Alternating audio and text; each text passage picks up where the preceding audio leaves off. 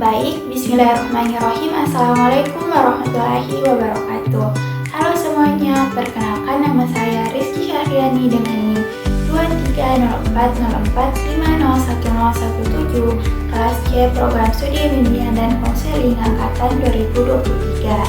Pada video kali ini saya akan menjelaskan mengenai analisis satu kasus yang dapat ditangani dengan pendekatan behavioristik, yaitu kecanduan media sosial akibat rasa kesepian. Nah, kasus ini umumnya terjadi pada remaja.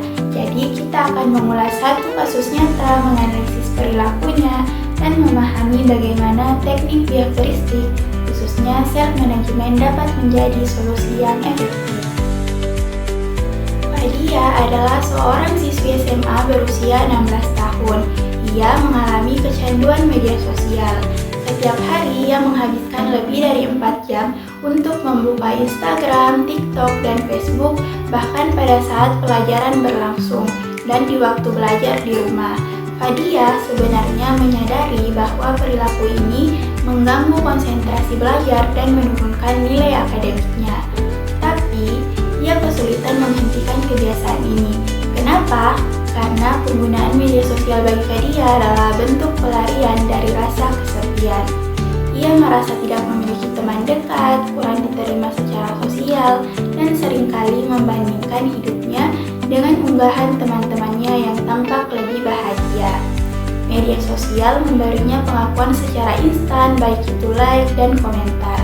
Ini menjadi bentuk penguatan positif yang membuatnya ingin terus mengulangi perilaku itu. Namun, efek ini hanya sesaat, dan pada akhirnya ia merasa semakin kosong. Nah, jadi disinilah pendekatan behavioristik menjadi relevan dan sangat efektif. Behaviorisme melihat bahwa perilaku, termasuk kebiasaan buruk, terbentuk karena adanya hubungan antara faktor pemicu, perilaku, dan konsekuensi atau akibat. Pendekatan ini sangat fokus pada perilaku yang dapat diamati dan diubah. Dengan begitu, kita bisa menguraikan perilaku Fadia menggunakan model yang disebut dengan analisis ABC. Nah, A itu adalah anteseden, yaitu apa faktor pemicu terjadinya perilaku. Dalam kasus Fadia, pemicunya adalah perasaan kesepian, kurangnya teman dekat, dan paparan unggahan teman-teman di media sosial. Nah, kemudian B adalah behavior. Behavior adalah perilaku yang dilakukan, yaitu membuka media sosial secara berlebihan, bahkan pada saat waktu belajar. Kemudian C, konsekuensi, yaitu akibat dari perilaku. Fadia merasa lebih baik sementara karena mendapatkan penguatan dari media sosial berupa like, komentar, atau hiburan. Yang menarik, meskipun perilaku itu berdampak negatif secara jangka panjang, tetapi karena memberi efek nyaman sesaat, otaknya tetap menganggap itu sebagai hal yang menyenangkan. Inilah yang disebut dengan penguatan positif. Lalu, bagaimana cara mengubahnya? Salah satu teknik behavioristik yang paling tepat adalah self-management atau manajemen diri. Nah, self-management adalah proses di mana individu belajar mengenali, mengatur, dan mengendalikan perilakunya sendiri, bukan dengan paksaan luar, tetapi dari kesadaran dalam dirinya sendiri. Nah, teknik ini terdiri dari beberapa langkah yang sistematis. Yang pertama yaitu self-assessment atau penilaian diri. Fadia dapat memulai dengan mencatat kebiasaan penggunaan media sosialnya, seperti kapan dia biasanya membuka, berapa lama, apa yang dia rasakan sebelum dan sesudahnya. Ini dapat membantu Fadia mengenali pola perilaku. Kemudian yang kedua yaitu goal setting atau penetapan tujuan. Setelah menyadari masalahnya, Fadia menetapkan tujuan realistis, misalnya mengurangi waktu menjadi 1 jam per hari, atau hanya menggunakan media sosial setelah semua tugas selesai. Kemudian yang ketiga yaitu self-monitoring atau pemantauan perilaku. Ia bisa mencatat kapan saja dia membuka media sosial, berapa lama, dan dalam kondisi seperti apa. Ini bisa menggunakan aplikasi pencatat waktu atau jurnal manual. Kemudian yang keempat yaitu reinforcement atau penguatan positif. Jika Fadia berhasil mencapai tujuannya, dia bisa memberi hadiah kepada dirinya sendiri. Misalnya, nonton film kesukaan, waktu istirahat lebih panjang, atau jalan-jalan bersama teman.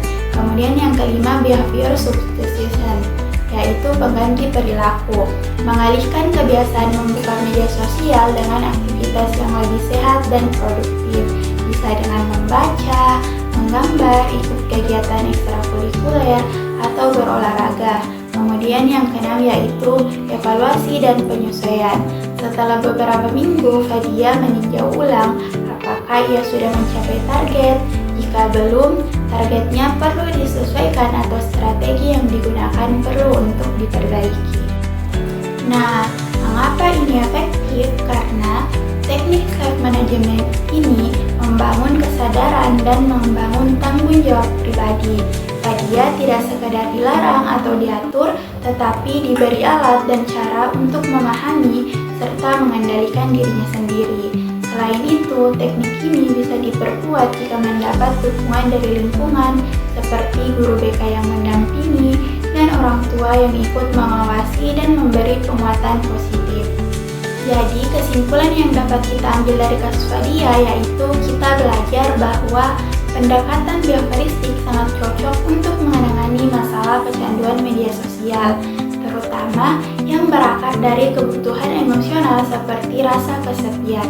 Dengan menggunakan teknik self-management dan analisis perilaku model ABC, perubahan bisa dilakukan secara bertahap, terarah, dan realistis. Yang paling penting, perubahan itu datang dari dalam diri, dan ketika seseorang dibantu untuk mengenali dirinya sendiri, ia akan menjadi lebih kuat menghadapi tantangan yang datang dari luar. Nah, baik, mungkin itu saja penjelasan mengenai analisis kasus dari saya. Mohon maaf bila ada salah kata. Terima kasih. Wassalamualaikum warahmatullahi wabarakatuh.